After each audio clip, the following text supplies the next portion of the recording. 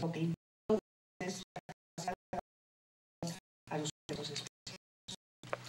Estas son las 4 etapas de la evaluación de desempeño. Entonces, ustedes ven el contexto que está teniendo en cuenta para maestros que trabajan en multigrado, maestros de secundaria que presentan el mismo examen de los maestros de secundarias porque cumplen distintas condiciones. Entonces, desde ahí se está tomando el contexto. También se releva para las evaluaciones. Hay datos secundarios que se relevan como parte de estas evaluaciones y se obtienen datos de las condiciones de la escuela para evaluarla. Sabemos que las escuelas en México están muy en condiciones muy vulnerables, muy precarias. Y entonces es indispensable conocer esas condiciones para poder contextualizar lo que el maestro puede hacer. Además, también, para que esas condiciones vayan mejorando. No es para que el maestro esté siendo evaluado en su desempeño mejore cada vez que se le evalúa, pues entonces también su escuela tendría que estar mejorando cada vez que se le evalúa. Entonces, también las condiciones escolares son relevadas con finalidades de evaluación. ¿Cuáles son las consecuencias de la evaluación del desempeño? Sobre esto ha habido pues muchísimas cosas que ustedes han escuchado y han leído en la prensa y bueno, pues a veces hay una lectura no muy fiel a lo que dice directamente la ley. Y entonces las consecuencias, la más importante consecuencia de todas es que la evaluación de desempeño conduce a una actualización continua de los docentes, a un acompañamiento de los docentes y a un apoyo, es decir, proporciona la información necesaria para poder acompañar al maestro en su profesionalización continua. Esa es la consecuencia más importante y esa es para todos. Ahora, si la calificación es insuficiente, entonces la evaluación va a ser anual. Cada año se van a evaluar los docentes, o sea, si sale insuficiente este año, tendrá que ser evaluado al año. Y si vuelve a salir insuficiente, tendrá que ser evaluado nuevamente al año después. Y tiene 3 oportunidades para ser evaluado de manera que obtenga una calificación más alta que la insuficiente. Si no lo logra, entonces aquí es donde la ley es quizás más dura, porque ahí sí dice que si en 3 oportunidades, habiendo tenido acompañamiento y formación y acompañamiento y actualización continua, si en 3 oportunidades no logra una calificación suficiente, entonces el maestro no pierde su empleo, pero sí se le pide que deje el grupo y se le encargan otro tipo de actividades. No pierde el empleo y yo creo que eso es muy importante resaltarlo porque sí se maneja que el empleo se va a perder y no es así, la ley es muy clara al respecto. Ahora, si el maestro sale insuficiente en una ocasión, pero la siguiente ocasión sale suficiente o más, entonces ya no se le vuelve a evaluar sino hasta dentro de 4 años. Ahora, si la calificación es suficiente o superior, desde la primera vez se le evalúa al maestro hasta dentro de 4 años. ¿Sí? Esa es la otra consecuencia. Y si la calificación es superior a la suficiente, si es destacada o sobresaliente, entonces el maestro logra acceso a nivel 1 del esquema de promoción horizontal. Antes se llamaba carrera magisterial, ahora ya no se llama así, ya se llama esquema de promoción horizontal. Si en esta evaluación el maestro obtiene una calificación destacada, entra directamente sin tener que presentar otra evaluación al primer nivel de carrera magisterial, lo que tiene repercusiones sobre su salario, ¿verdad? Y esto es así en el caso de la educación básica. En el caso de la educación media superior no, porque la educación media superior tiene sus propios esquemas de promoción. La promoción horizontal solamente es válida para la educación básica. Bueno, después tenemos la actualización, el acompañamiento y el apoyo. Ya decíamos que toda evaluación es para mejorar y así lo concibe la reforma educativa. La evaluación es para mejorar, esa es la finalidad, sino para qué. Es decir, el Estado mexicano no diría vamos a evaluar para sacar a los maestros. No, vamos a evaluar a los maestros para mejorar a los maestros. ¿Qué va a hacer el Estado mexicano sin maestros? No sería posible, ¿verdad? O sea, ese no sería como lógico que tuviera esa orientación. Entonces la evaluación se dice, se evalúa para tener elementos para saber cómo apoyar a los docentes en su crecimiento profesional. La evaluación del desempeño docente es para mejorar este profesionalismo de los docentes. Es decir, como la evaluación es para mejorar, cualquier evaluación, si evaluamos a los niños, evaluamos para que mejoren, si evaluamos las escuelas, las evaluamos para que mejoren, pero si evaluamos a los maestros, lo que nos interesa es que se profesionalicen. Esa es la mejora en el caso de los docentes. Y esto se logra a través de sistemas de formación y de apoyo que derivan su contenido de los resultados de las evaluaciones. Y esto se logra por dos vías. Una vía es la regularización de los docentes mediante cursos, mediante talleres, mediante diplomados, etc. Cuando las deficiencias encontradas en los docentes tienen que ver con conocimientos, es muy probable que lo que necesitan sea un curso. O sea, lo que decíamos, si el maestro está enseñando matemáticas y no sabe matemáticas, pues hay que darle cursos de matemáticas. O sea, es la única manera de lograrlo, ¿no? Pero si las deficiencias son de otra naturaleza, si lo que pasa es que no sabe planear bien o su práctica didáctica es limitada porque tiene pocas estrategias didácticas en su acervo, o no es capaz de crear un clima de aula adecuado, ¿no? Si estas son las deficiencias, ahí no corresponden los cursos. Los cursos no sirven para nada. Ahí lo que corresponde es un acompañamiento cercano por parte de un tutor o un asesor que sea capaz de ir a observar sus clases y de darle retroalimentación sobre lo que observó, de modelar clases que él pueda dar para que el otro maestro aprenda a dar las clases junto con él, de acompañarlo en sus procesos de planeación, de hacer reflexiones junto con él acerca de su propia práctica docente, de crear comunidades de aprendizaje, ¿no? Y esta última manera de actualizar de manera permanente al docente es la más importante de todas. El acompañamiento, el apoyo, la asistencia técnica. Eso se llama en la ley el Servicio de Asistencia Técnica a la Escuela, el SATE que le llaman. Y el SATE se define como el conjunto de apoyos, de asesoría y de acompañamiento especializados al personal docente y directivo para mejorar la práctica profesional docente y el funcionamiento de la escuela en el caso de los directores. ¿Quién ofrece esta formación continua? Bueno, la ley dice que la puede ofrecer el director, la puede ofrecer el supervisor, los tutores, en el caso de los que recién ingresan, lo que la ley dice es que los que recién ingresan a la docencia tendrán durante 2 años el acompañamiento de un tutor, que es un maestro que ha sido especialmente formado para dar esta tutoría, ¿no? Y los asesores técnico-pedagógicos en el caso de los maestros que ya están en ejercicio. Entonces tendrán quien los acompañe. El asesor técnico-pedagógico con la reforma educativa se convierte en una nueva figura. Antes existía el asesor técnico-pedagógico, pero era un maestro comisionado, que era un auxiliar del supervisor en cuestiones pedagógicas. Ahora el asesor técnico-pedagógico ya es una figura hecha y derecha, ya no es un profesor comisionado, ya es un cargo, un puesto, se concursa por él. Hay un proceso de formación de los asesores técnico-pedagógicos a lo largo de 2 años y en ellos recae esta enorme responsabilidad de acompañar a los docentes en su desarrollo profesional a partir de los resultados de las evaluaciones. Bueno, acompañamiento por parte del SATE se le da a todos los maestros que presentan las evaluaciones, los que salen con resultados insatisfactorios o insuficientes y los que salen con mayor, se les da a todos, pero se les da con muchísima mayor intensidad a aquellos maestros que resultaron insuficientes, que resultaron con resultados insuficientes en su evaluación de desempeño. Y esto pues a la larga, como ustedes pueden dar cuenta, conduce a una mucha mayor equidad, porque seguramente lo que va a suceder es que vamos a tener regiones en donde los maestros tengan, un mayor número de maestros tengan resultados insatisfactorios. Y entonces a esas regiones se les tendrá que atender con muchísima mayor intensidad. Habrá otros casos en donde hay escuelas donde haya 1 o 2 maestros que sean los que necesitan un apoyo con mayor intensidad y a ellos se les dará. A la larga esto producirá una mayor equidad en esta capacidad de tener una práctica docente efectiva y por lo mismo en los aprendizajes que de ahí se derivan de los alumnos. Y de eso se trata. Por eso la evaluación es para la calidad y para la equidad educativa. Bueno, el SATE es la formación para la evaluación.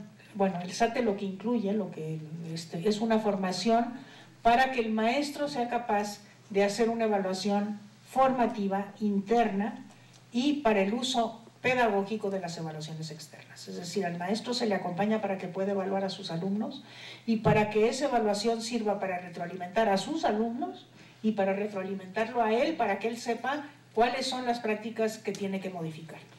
Cuando él hace una evaluación de los alumnos y se da cuenta que no logró lo que quería lograr, o que eso que logró no lo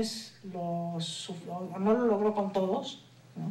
Entonces el maestro eso lo cuestiona en su propia práctica y hace que el maestro reflexione sobre su práctica, se ponga a estudiar para saber cómo modificar esa práctica y entonces empieza a innovar con prácticas pedagógicas más efectivas.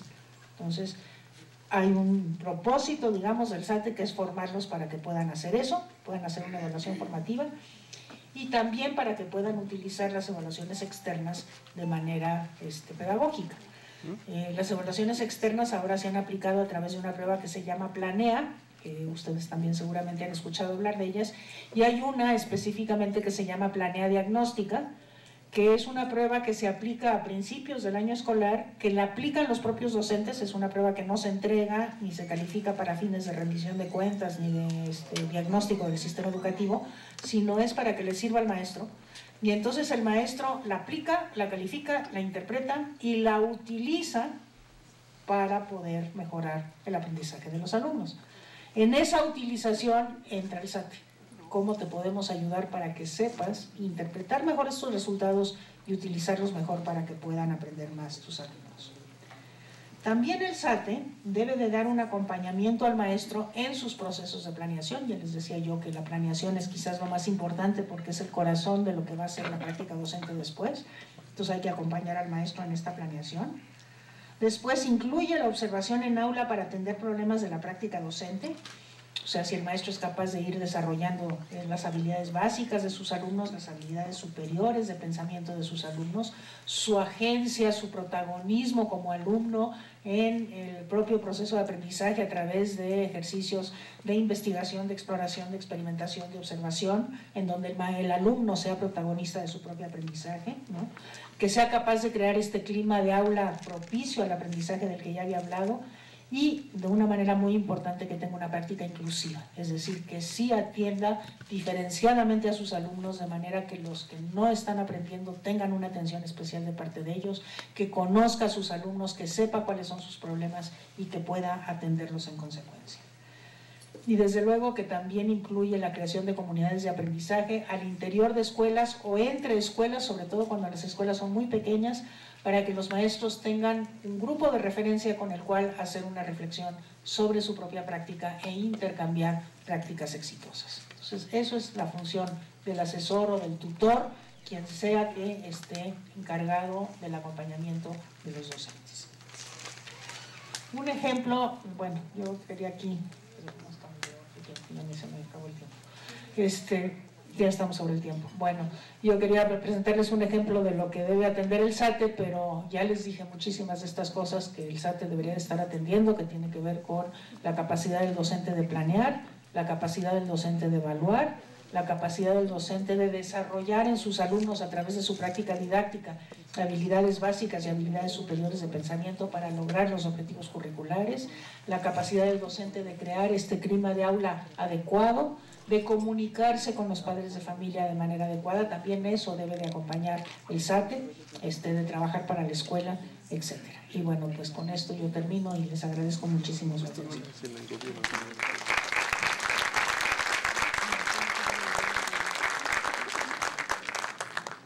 Muchas gracias, doctora Silvia Smenkes.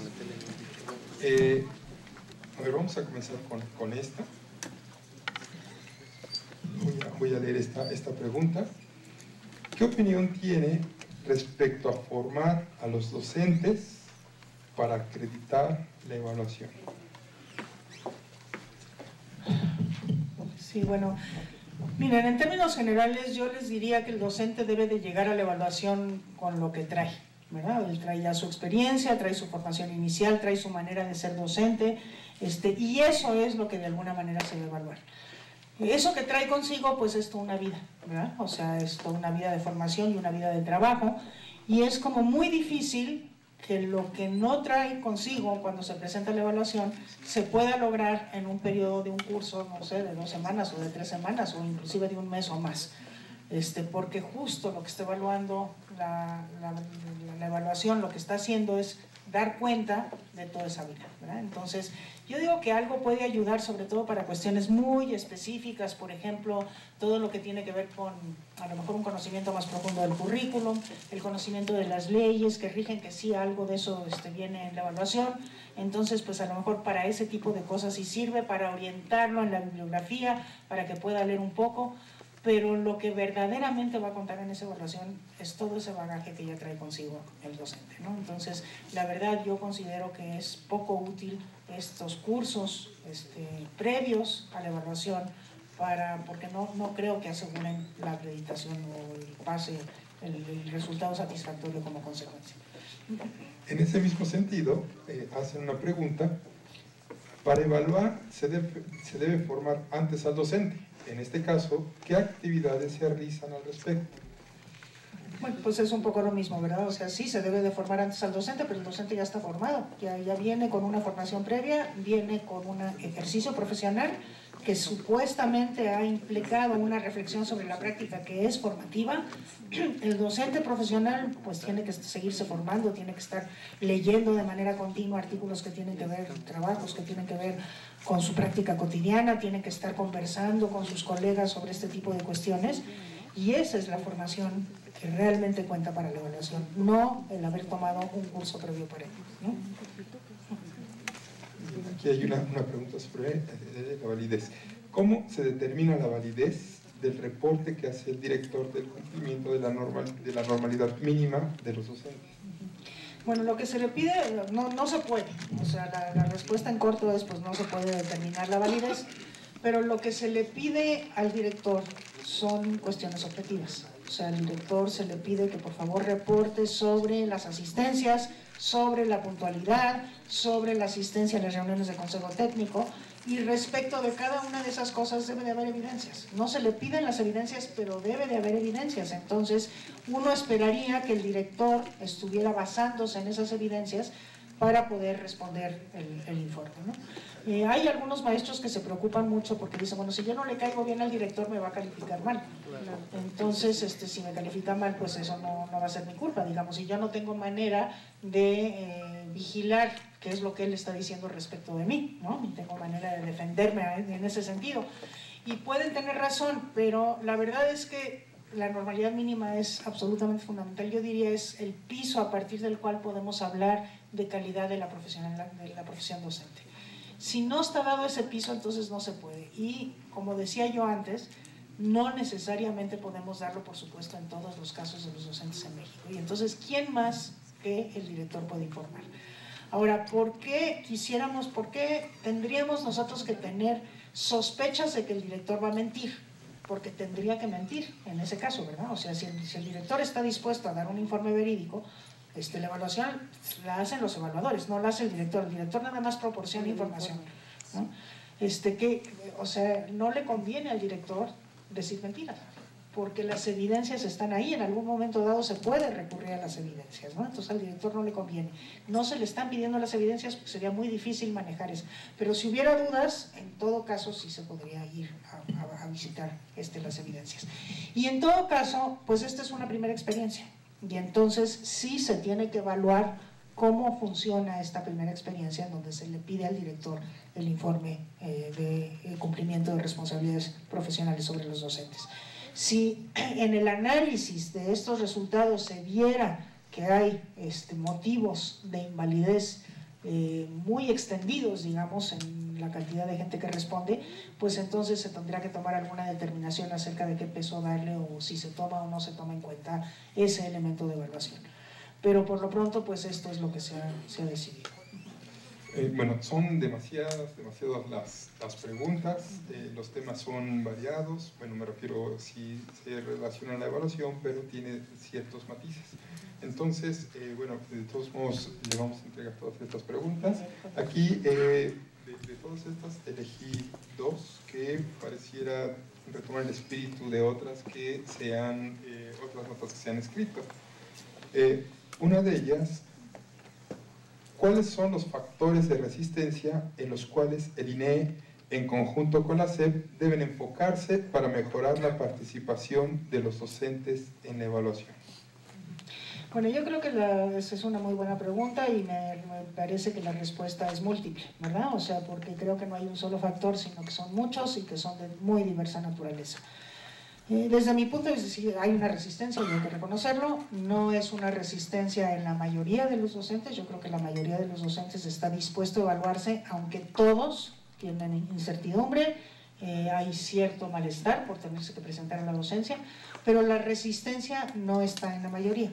Entre quienes sí hay resistencia, en la mayor parte de ellos, la causa de la resistencia es fundamentalmente una desinformación y una incertidumbre que produce temor. Eso es fundamentalmente, ¿no? Pero mucha desinformación.